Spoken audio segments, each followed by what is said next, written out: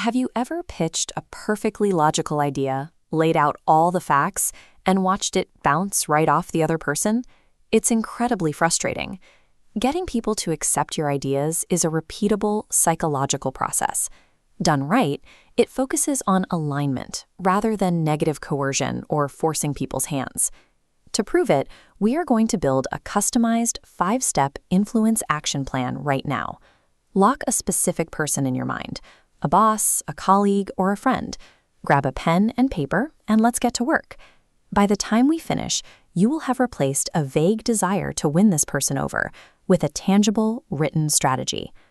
Step 1 is identifying your leverage, your power source. Influence does not require a fancy job title or hierarchy. For those without senior status, expert power and information power are potent tools. Specialized knowledge or the right data gives you instant leverage. Steve Jobs provides a clear example. He built his influence by mastering the technical details of his products and using that information to sway millions. Alternatively, you can rely on personal power. The Dalai Lama influences massive audiences through deep empathy and personal connection rather than spreadsheets and data. On your paper, next to Step 1, write down the specific power source you hold relative to your target. Determine if you are the expert, the information holder, or the personal connection. Step 2 is to rationalize and assert. You need to logically justify your idea to yourself before speaking. If your core reasoning is weak, your delivery will likely lack conviction.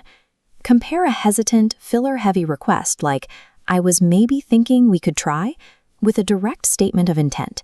Influence relies on visible conviction. For Step 2 on your plan, draft one single assertive sentence detailing exactly what you want from this interaction. Identifying a specific power source and cementing an assertive core demand ensures you enter the room with the confidence of a clear objective, rather than the hesitation of a vague request.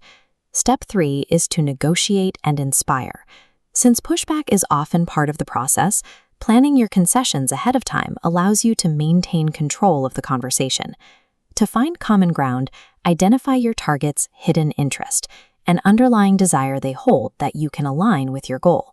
Connecting your proposal to that shared priority stops you from asking for a favor and begins genuinely inspiring the other party to act. In Step 3 of your plan, write down one concession you are willing to make and your target's suspected hidden interest. Step 4 is to bridge the gap. This requires a technique called matching currencies. Matching currencies involves aligning your presentation style with the target's expectations. For an analytical boss, your currency is hard data. For a creative friend, your currency is storytelling. For Step 4, write down the exact communication style your target prefers. This ensures your message lands cleanly in a language they already respect. By mapping out concessions and translating your request into your target's preferred currency, you shift the interaction from a potential conflict toward a collaborative dialogue. The final phase, Step 5, is the empathy and trait check. A perfect written plan can still fail if the emotional delivery is abrasive. Pitching an idea requires projecting enthusiastic and positive energy from the very first moment. People are naturally much more receptive to forward momentum. However, you must balance that enthusiasm with the ability to remain calm and even-tempered when faced with immediate rejection or frustration. Effective influencers recognize that active observation and deep listening are often more valuable than relentless talking.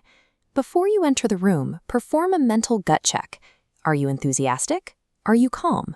Are you ready to actually listen?